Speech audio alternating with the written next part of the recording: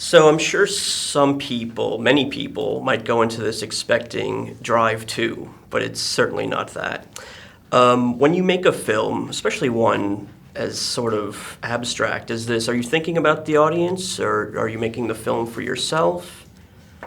I think that I would make great harm if I made a film purely for the audience, because it wouldn't be very interesting. You know, I always try to approach whatever I make as a singular audience, because that's what I can contribute, and it's a lot easier to react to because it becomes uncalculated. And this film has divided critics and audiences. I mean, I even felt myself sort of conflicted during it. Do you enjoy that sort of love it or hate it debate that goes on, especially with a film like this? I think it's essential. I mean, I think it's loving or hating is the same thing.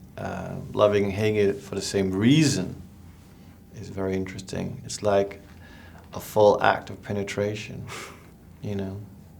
And you can't, I guess the worst thing would be a mixed reaction or a, forgetful reaction. Well, it's more like then the time I've taken away from you has been very useful, you know. And that's what art can do. Art can inspire, but in order to inspire, it needs to convey emotions of good or bad, or right or wrong. The character that Ryan plays in this film is such an interesting character. He was just telling me that he's almost like an avatar in a video game, or the car in Drive as opposed to the driver. Mm. Can you talk about developing that character who has, I mean, in my memory, almost no dialogue whatsoever, and why was that essential to him? Well, I kind of knew it's almost like any idea of what we had done before with Drive had to be removed, you know, so it was a complete clean canvas. And then the concept of a man chained to the womb of his mother is like he's put under a spell, automatically makes an alternate universe. You know, so we very much talked about the idea of the sleepwalker, you know, a man who's caught between two worlds and has no will other than trying to confront his mother, which she holds all the keys to. And then this supernatural force kind of, through his sexual fantasies, opens up as a means of actually penetrating her. You know, you've been attached to some big studio films. Your name has been bandied about. But I wonder, I can't personally picture you working within that studio system. Do you think you could deal with it and all the bullshit that comes with, making a big studio film? Well, it goes back to your question about making a calculated movie or a movie that is an act of expression. And I just have too much fun not calculating. And I would love to do one day, maybe do a big calculation. It could be maybe a really fun experience. But then I started doing these ads instead, and that was very pleasurable. You know, we spoke a few years ago, and I remember you telling me that you will never not make a genre film. Mm. What genre do you think Only God Forgives falls into?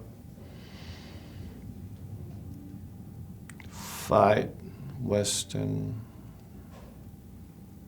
mystery, sci-fi, suspense. I mean, there's a little bit of comedy, camp, horror, midnight, horror, fetish, around that area. Yeah, that's simple, that genre. You know, I wonder what comfort food in terms of cinema you have. I mean, everybody has movies that they can always go back to and watch for, inspiration or relaxation. What are some of yours?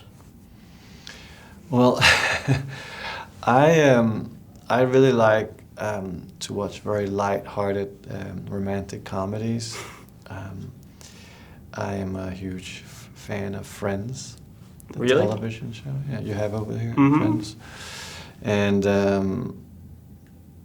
but Pretty Woman is a film that I once in a while go back and rewatch. I find it very intriguing, and mostly just films that are as far removed from the kind of films I tend to make. Yeah, to purge all the dark atmosphere from these films.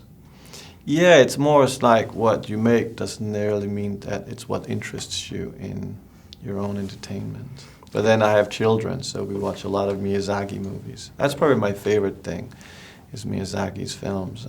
For me, he is the king. And final question, I'm just wondering, how is Barbarella progressing? Very well. It's kind of like what I'm concentrating most on now is my show, and I'm very I have high expectations. I'm really indulging in my high heel fetish. I can only imagine.